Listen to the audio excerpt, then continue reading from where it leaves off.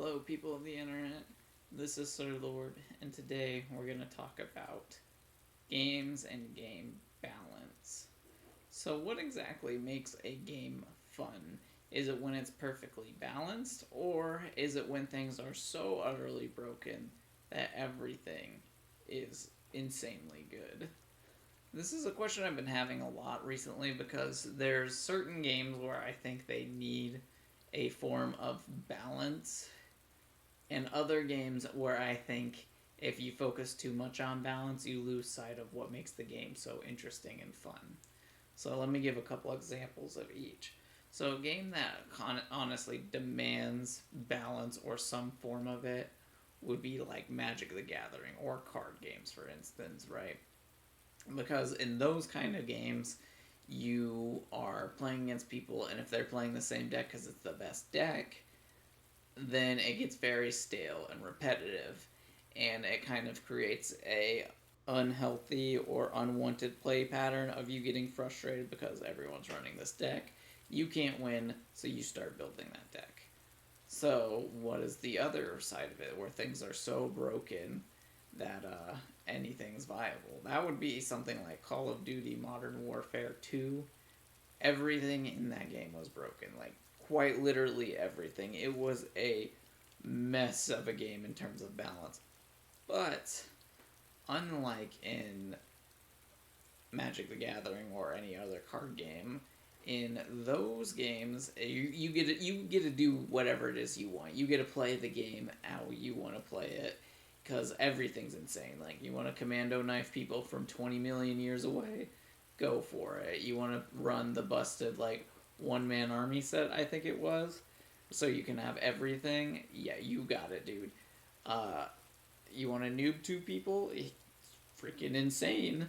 Any of these things are really busted in that game, and it creates a very unique, interesting game experience. So I'm wondering, is there really a clear cut answer of like where is the sweet spot for balance? Because nothing is going to be truly balanced, minus having everything be the exact same. Like chess, for instance, is probably the closest you'll get to balance in terms of a game because everyone is equal. Now, I do believe there's like a slight advantage towards white. Slight advantage, so small that it doesn't actually matter in most cases, but it is there. It exists. Um, in a lot of these other games, though, like let's take DC deck building. For those of you who have played it, that game is horrendously balanced. So much so that if you want to play like to a competitive degree whatsoever, you have to come up with like your own rule set because certain heroes are just objectively better than others, and it's not even close. So, how do you stop people from just playing those specific heroes nonstop to kind of promote variety? Because variety in a game, I think, is good. It kind of gives you a different matchup every time, and you have to constantly think. Because that's like the point of the game, right? Is to make you think in different ways and figure out how to do something somewhat on the fly. How do you take a puzzle and apply it to a new, or apply it in a new context?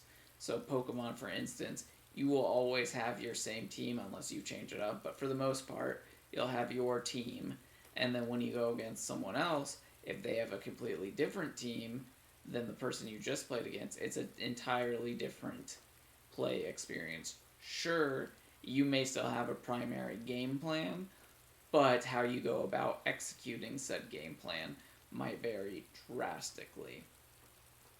So I think it's kind of a tough one because that's more like a tough answer. Or, yeah, tough question to answer because there's not really a. It depends on the game, right? I know you could say that about everything, but for the games individually. But let's look at it as a generic viewpoint, right? Would you rather have one that's balanced or one that's utterly broken? Or something in between, right? Because if everything's broken, then everything is crazy. but there will still be some things that are more broken than others, and to what extent does that hinder the game itself? I know these are just kind of rambly thoughts, but these aren't scripted. This is just me going for it. Um, then let's go to patches, okay? So, like, games can get patched and changed and edited. And what is a point where something is too much or too little? Like, if something's super unfun and oppressive, do you just want to nerf it off the face of the planet so that it can never be played again? Or do you want to keep some sense of what the deck or game or strategy is intact? So, League of Legends, I know everyone's gonna groan, but it is a fair look at game balance and design philosophy. So in League of Legends, they try to promote the quote unquote intended or meta way to play the game. What I mean by that is one top laner who's usually bruiser, tank, some or fighter, or something like that. You have your jungler, you have your mid laner, you have your two in the bot lane.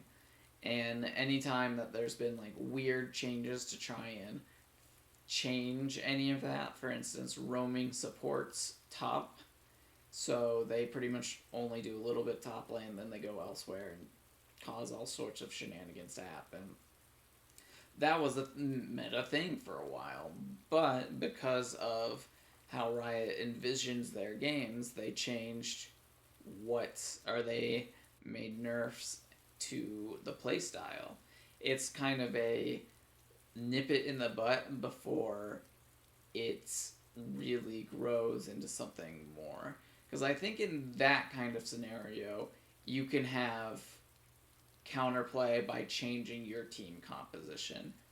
But no one was willing to figure out what or how to beat said composition. Like, how do you beat the roaming support when you're running a traditional style team? And I think it would have been really interesting to see how exactly to fix that, right? Like, what would people do to change the meta? Like, how would you try to enforce or, like, counteract those strategies? Certain parts of game balance just need to be left alone for a little bit so then the players themselves can figure out different strategies to beat that said strategy. So let's look at Super Smash Bros. Melee. When that game first came out, all the way back in, I think, 2001, 2002, depending on where you're at, you had players who thought Zelda was the best character in the game. If you know anything about modern Melee, that's not the case at all. Like, people's ideas of things change as you play and play and play and get more accustomed to it. Now, Melee is also a perfect example of certain things being refined to an insane degree, but there's still tier changes that happen because certain characters just don't get played because they're not nearly as good as the other characters. But you every now and then get a person who pushes characters' boundaries, pushes their metagame, pushes their strategies, and ultimately can change the meta for it. A great example of that would be Amsa and Yoshi. Yoshi was considered Mega Garbo for the longest time until Amsa really came in and helped innovate and create the character we see nowadays. These are just like little things that make game balance such a finicky and peculiar subject because ultimately there's certain things that feel right or and probably are right, but to an extent sometimes these things are stifling and can make things very rigid in your terms of your philosophy and design. I think that's one thing that companies or game developers need to understand is that yes, certain things may be broken, but you don't want to completely ruin it or ruin the broken thing just because it's broken. Maybe people just need to learn how to adapt and figure out how to play the game. I think somewhat longer patch cycles might be a good thing. So like we'll go back to League of Legends where it has like 2 weeks. I think that may be a little too quick because a lot of these things seem like immediate. Now there are some things that probably happened for way too long before Riot fixes it, but sorry, excuse me. For the most part, I think maybe 3 weeks would be a good idea. Now there's certain games that like once they're released, that's it. There's no more changes, updates, or anything like that. And I think those games have a unique, interesting perspective because if there's no patches or updates, then that means the only way you can change a meta is developing it yourself and figuring out, okay, how do I change the game to suit what I need to or to beat these strategies? I think the overlying point I'm trying to get at is I think it's a good idea to let players figure out strategies before you change game balance. Now, if something's like absurdly broken, like 90% win rate broken or like 70-80, then maybe it's a good idea to change it around because that just seems absurd. But like these 55, 60-ish win rates in certain games, I think maybe you could give it a little bit more time and let the meta evolve. Let me elaborate a little bit more on what I mean too in the broader context. I think individual character changes is fine if it's at a 60% win rate. Let's go with Pokemon, for instance. If a Pokemon being on your team has roughly a 60% win rate, and that's across the board, that Pokemon might be a little too strong. Now, Game Freak doesn't do balance changes on it, so I guess that's a bad example. We'll go back to League, I guess. So if a champion has a 60% win rate, that might be a little too much. But if it's a new strategy, I think you need to give it a little bit of time. And I don't mean like a weird version of a champion. I just mean like a different way to play the 3 lanes and 1 jungle. I think that's mostly what I mean in terms of let it sit for a little bit. Let players play against these strange, weird versions of the game, like weird team patterns, so that they can figure out how to counteract and beat it.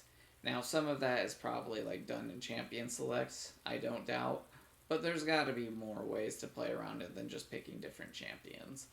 Like, League changed forever ago when it was like 5 marksmen to rush towers as quickly as possible. Then it was mage assassins to kill the marksmen, etc., until we got to what we are today. But that's about it for me today. I will talk to you guys on the later, and let's talk soon.